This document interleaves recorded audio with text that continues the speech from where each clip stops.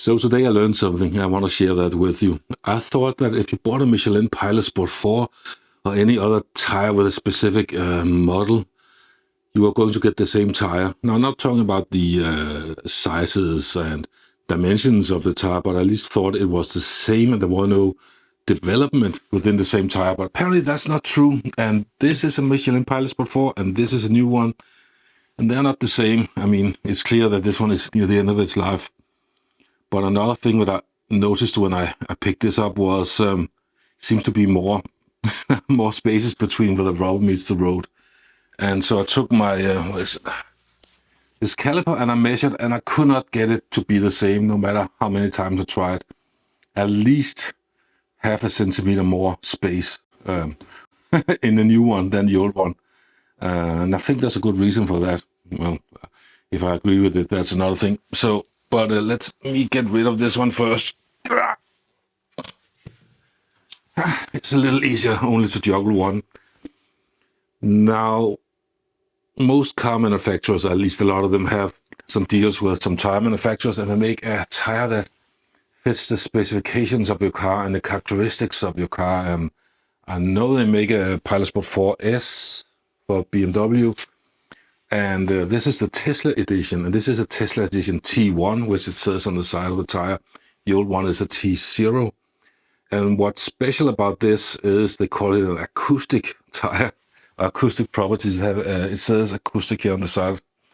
And I think all that means in this case is that they have inserted some foam in here, which is supposed to reduce tire noise and vibrations into the car and make it more silent.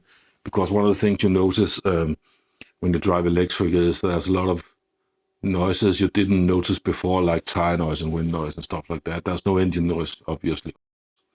So that is because that's why they made this a Tesla version of the tire to be more silent.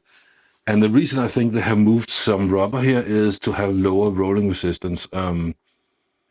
Another thing that's important in electric cars are mileage, how long you could go travel on a kilowatt hour. Because electric cars are so efficient at using what little energy they have, that anywhere where they could save just a little energy, we try to cut away any unnecessary usage. So I'm not necessarily happy about that. I mean, I want more grip, so I would prefer more rolling resistance. I don't want to sacrifice grip to rolling resistance. Actually, I prefer more grip. I know that other manufacturers out there now make tires for electric cars. I know Hankook have a new Eon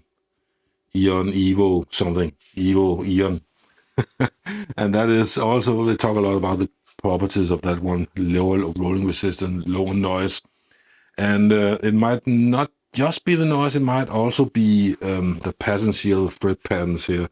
They talk about how that will reduce noise. And so if I go to a tire shop and want a new tire, not many of them have tires specific for electric cars. You need to order that online. This one cost me around 20% more than a regular Pilot Sport 4.